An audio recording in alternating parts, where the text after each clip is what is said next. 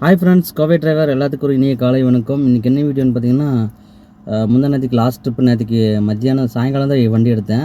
அதனால் முந்தா நேற்றுக்கு நைட்டு இந்த சம்பவம் நடந்துச்சு. என்னென்னு கேட்டிங்கன்னா, உண்மையிலுமே மனசுக்கு ரொம்ப வருத்தமாக இருந்துச்சு. அந்த இடத்துல நம்மளே ஒரு டென்ஷனில் போயிட்டுருக்கும்போது இந்த மாதிரி பேசும்போது கேட்கும்போது நம்மளுக்கு ரொம்ப மனசுக்கு கஷ்டமாக இருக்குது. என்ன நினச்சேன்னா, ஆர்எஸ்புரம் ட்ராப் பண்ணிட்டேன். ராம்நகர் பிக்கப்பு உக்கடம் ட்ராப்புன்னு போட்டிருந்தாங்க. சரின்னு சொல்லிட்டு போயிட்டுருக்கும்போது கரெக்டாக நம்ம ஆர்எஸ்புரம் போஸ்ட் ஆஃபீஸ் ரோட்லேருந்து வந்து பூ மார்க்கெட் ஜாயிண்ட் ஆகிற சிக்னல் கிட்ட வண்டி நிறுத்தியிருந்தேன். சிக்னல் வந்துருச்சுங்க. அப்புறம் டக்குன்னு ஒரு திருநங்கை வந்தாங்க.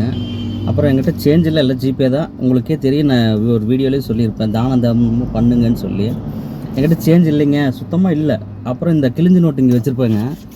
இதில் வந்து இந்த நோட்டெலாம் செல்லாது. இது வந்து ஒரு ஞாபகத்தை தான் நான் வச்சுருக்கேன், ஒருத்தர் கொடுத்தாங்கன்ட்டு. ஸோ இது கிழிஞ்ச நோட்டு. இதில் ஒன்றே ஒரு 10 ரூபா நோட்டு இருந்துச்சு. சரின்ட்டு நான் சேஞ்ச் இல்லைங்கன்னா இது இருக்குது அப்படின்னாங்க.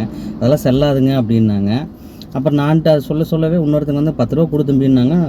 கொடுத்துட்டேன். பக்கத்தில் இருந்தவங்க என்னங்கிறாங்க, நீ வண்டியே ஓடாது, உனக்கு நீ வண்டி எங்கேயாச்சும் ஓரத்தில் நின்று தான் தூங்குவே அப்படி இப்படின்னு சொல்லி திட்டினாங்க. 10 ரூபாவும் ஒருத்தவங்க பக்கத்தில் இருக்கவங்க வாங்கிட்டாங்க. இப்படி சாவ முட்டுட்டு போகிறாங்க. இது திருநங்கை அரைச்சி இதெல்லாம் பார்த்தீங்கன்னா தயவு செஞ்சு டிரைவரோட சாபத்தை நீங்கள் வாங்கிக்காதீங்க.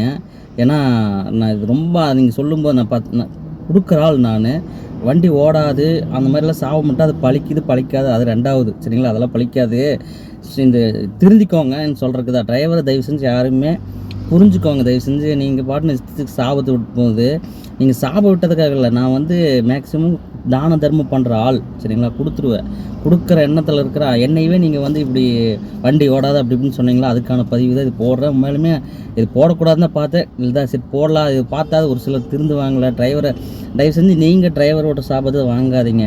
ஏன்னா சிம்பிளாக சொல்கிறேன், முட்டை போடுற கோழிக்கு தான் அதோட வலி என்னன்னு தெரியும். அந்த மாதிரி இருக்கும். ஆனால் முட்டை போடுற கோழிக்கு தான் தெரியும் குண்டி வலினா என்னன்னு தெரியும். ஸோ அது மாதிரி நாங்கள் உட்காந்து ஓட்டுறவங்களுக்கு தான் தெரியும் இன்ஜின் சூடு.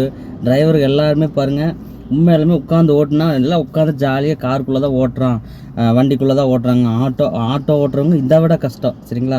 நாங்களாவது உள்ளே க்ளோஸ் பண்ணி உட்காந்துக்குவோம். அவங்களாம் நைட் ஓட்டுறவங்கள கொசுக்கடி நல்லா நிறையா ரயில்வே ஸ்டேஷனில் பார்க்குற பரிதாபமாக இருக்குது. தெரியுங்களா? ஆட்டோக்காரங்களாம் கொசுக்கடி, மழை வந்தாலும் சாரல் அடிக்கு உள்ள ஒவ்வொருத்தங்க ஓப்பனாக தான் இருக்குது. அப்படி உட்காந்து நைட்டும் பகலும் சம்பாதிக்கிறாங்க வீட்டுக்காக.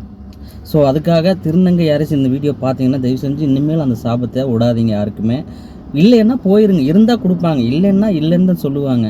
சரிங்களா? நீங்கள் அங்கே சிக்னல் நின்றுட்டு அந்த மாதிரியெல்லாம் மன உளைச்சலுக்கு ஆளாக்காதீங்க டிரைவர்களை தயவு செஞ்சு. அதுக்கான பதிவு தான். ஓகே ஃப்ரெண்ட்ஸ், அடுத்த ஒரு நல்ல வீடியோவில் சந்திக்கலாம். Tata, bye bye.